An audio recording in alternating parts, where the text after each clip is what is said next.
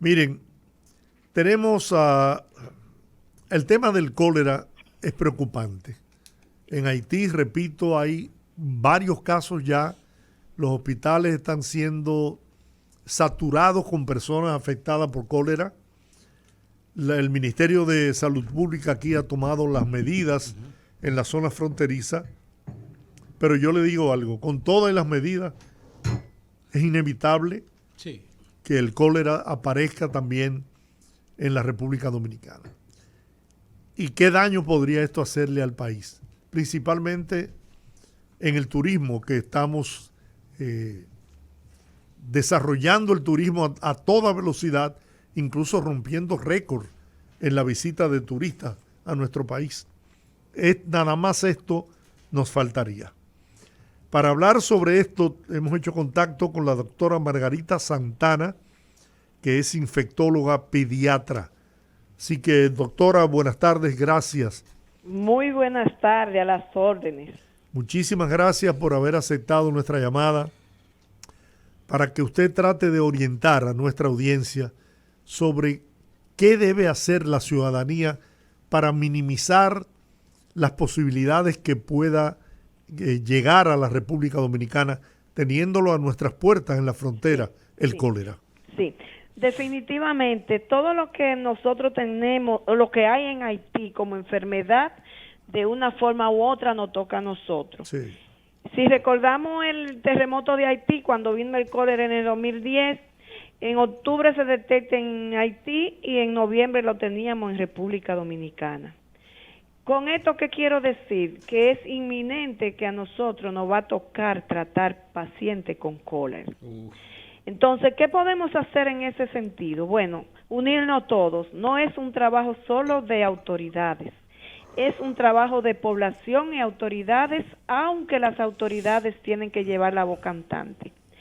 En ese sentido, la población puede colaborar usando la medida de precaución o la medida de prevención para evitar ser infectado por esta enfermedad. ¿Cuáles son esas medidas, doctor? No es raro que después de inundaciones vienen los cuadros diarreicos. Entonces, toda persona que le dé un cuadro diarreico de inicio súbito, abundante, acompañado o no de vómito, debe de ir al médico porque es sospechoso de cólera. ¿Cuáles son esas medidas que debemos de tomar para evitar infectarnos por esta enfermedad? Claro. Hervir el agua, si no tenemos buena disposición de agua o agua potabilizada. Tenemos que lavarnos muy bien las manos antes y después de ir al baño, antes de preparar alimentos, porque esta bacteria sale a través de las heces fecales. Cuando no higienizamos bien las manos, ahí podemos contaminar los alimentos. Tenemos que evitar comer comida cruda. Si vamos a comer ensalada, es preferible que se lave muy bien y que se deje por lo menos reposar en agua clorada por algunos 10 a 15 minutos. Es importantísimo que las autoridades tengan buenos controles de los acueductos. Si bien ustedes saben, con las inundaciones fueron muchos los acueductos que tuvieron problemas, entonces eso hay que vigilarlo muy bien. Ahí se debe de hacer una vigilancia muy estricta. Se debe tener control de todas las personas que viven en las cárceles, porque esos son los primeros que pueden desatarse de los brotes, las personas, los niños que van a guardería. Es bueno que se sepa que esta es una enfermedad que puede afectar a cualquier edad, aunque por debajo de los 5 años es menos frecuente, pero ataca a cualquier edad. Por tanto, todos debemos de cuidarnos. Los pescados crudos son otra fuente de ingesta del vibrio cólera y debemos de evitarlo, y así sucesivamente. ¿Hay vacunas contra el cólera? Desafortunadamente hay vacunas, pero no de uso universal. ¿Por qué? Porque la inmunogenicidad de esa vacuna es muy corta. Un periodo de tiempo muy corto, habría que ponerla cada 6 meses. Ahora, se recomienda en los sitios, por ejemplo, en Haití, en este momento, o el que va a Haití en este momento, es recomendable que se ponga una vacuna.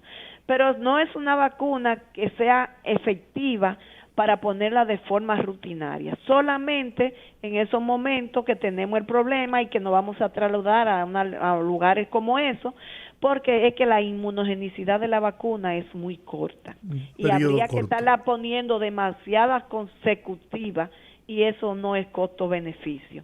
Por eso lo más importante es la medida de higiene, la medida de prevención. Si usted me preguntara qué debiéramos estar recibiendo en este momento de las autoridades, debiéramos de estar recibiendo mensajes masivos sobre esta medida de precaución, sobre esta medida de prevención de cólera, para que la población se comience a familiarizar. Debemos de unirnos todos, sociedades especializadas, junta de vecinos, las autoridades y todo, para trabajar en lo que es la prevención contra esta enfermedad, porque es inminente que a nosotros ¿Usted no piensa, doctora, que podría ser saludable que por lo menos a nuestra población en la zona fronteriza, principalmente aquellas zonas donde hay el intercambio comercial con Haití, se pudiera poner en práctica la política de vacunar, aunque el periodo de protección de esta vacuna sea, como usted dice, muy corto, sí, de unos 6 meses? Eso podría ser, pero lo más importante por ahí es trabajar con lo que es la medida de prevención, porque si trabajamos con eso, le aseguro que puede ser mucho más efectivo que la vacuna. Y además de eso, en esa zona es bueno que ya sé que las autoridades, me han informado que las autoridades ya han hecho sus cercos sanitarios. Eso significa que todo el que por ahí esté y tenga diarrea de inicio súbito debe de ir al médico, porque es sospechoso de cólera hasta que se demuestre lo contrario. Entonces, lo más importante, más que la vacuna, es hablar de la precaución, de las medidas de preventiva que son fáciles y que son más duraderas y que pueden evitar que nosotros nos contaminemos menos fácil. Bueno. Doctora, ¿qué es el cólera? ¿Cómo opera el cólera? ¿Qué es lo que provoca esta diarrea súbita y abundante en los pacientes de cólera? Sí. Bueno, en este momento preciso estaba terminando de explicarle a los estudiantes. Mira, para que lo entienda la población de una forma llana, el cólera es una bacteria que sale a través de vómitos o heces fecales. Contamina los alimentos, nosotros no la comemos. Una de esas, el vibrio cólera tiene varios serotipos, de los cuales 2 de ellos producen una toxina o un veneno, para llamarlo más fácil.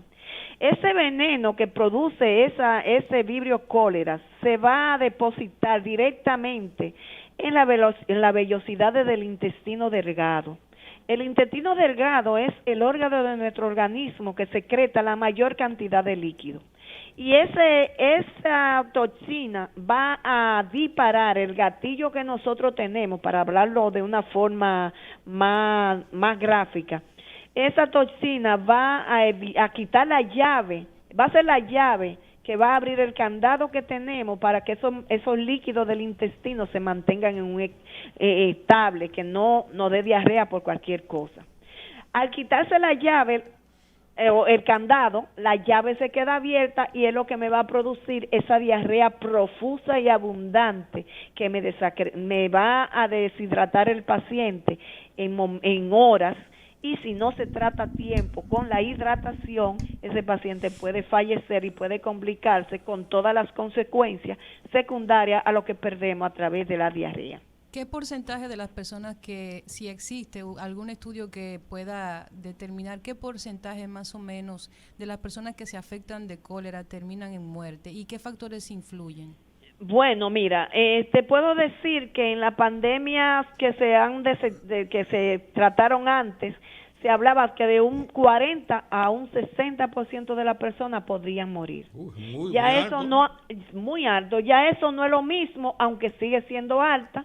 Y por ejemplo, puedo decirte que en Haití, déjame ver si te puedo dar ese dato más real.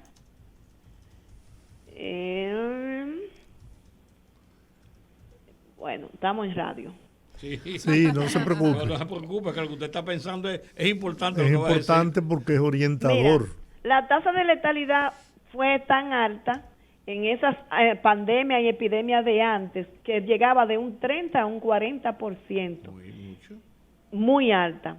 La letalidad en el 1994, que afectó a Latinoamérica fuertemente, también fue de un 1%, que también es mucho.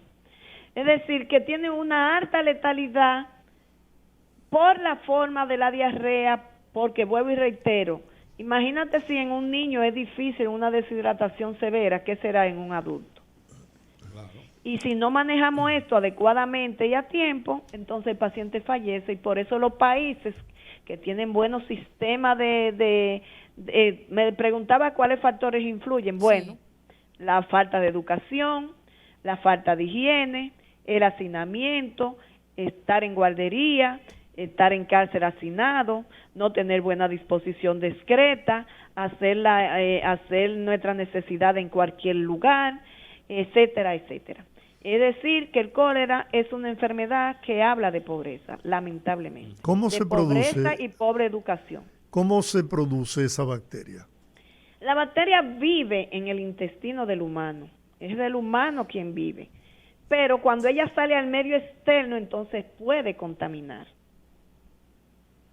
O sea, la tenemos Sí, los seres humanos en nuestro organismo. sí, sí, sí. El reservorio es el humano.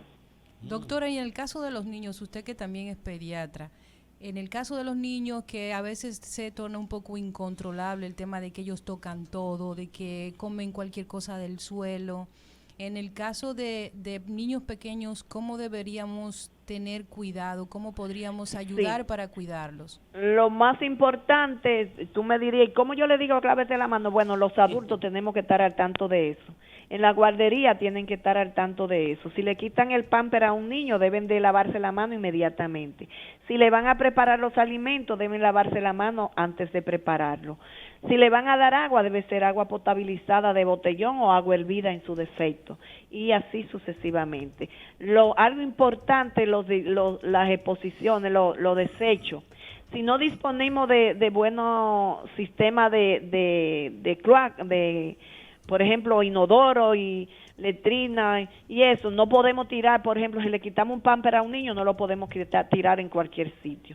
Si la persona está infectada en la casa, ese inodoro, después que lo use esa persona, debe de lavarse con cloro, debe de lavarse la mano, debe de lavarse todo. Esto es básicamente higiene y lo podemos evitar. ¿Se puede tratar el cólera en la casa, como usted acaba de decir? Sí, hay 3 planes de tratamiento. Hay plan A, plan B y plan C, dependiendo de las condiciones clínicas que presente ese paciente. El plan A se puede tratar en la casa con hidratación y orientación al paciente y decirle cuáles son esos signos de alarma que le deben de hacer llegar al médico de inmediato. Pero lo que son pacientes de moderado a severo deben ser ingresados, y ahí se debe de aplicar el plan B y plan C de hidratación para evitar.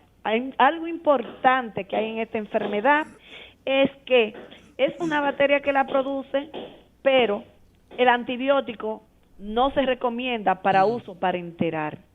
Se usa el antibiótico solo vía oral para acortar el tiempo de liberación del vibrio cólera o para disminuir los síntomas.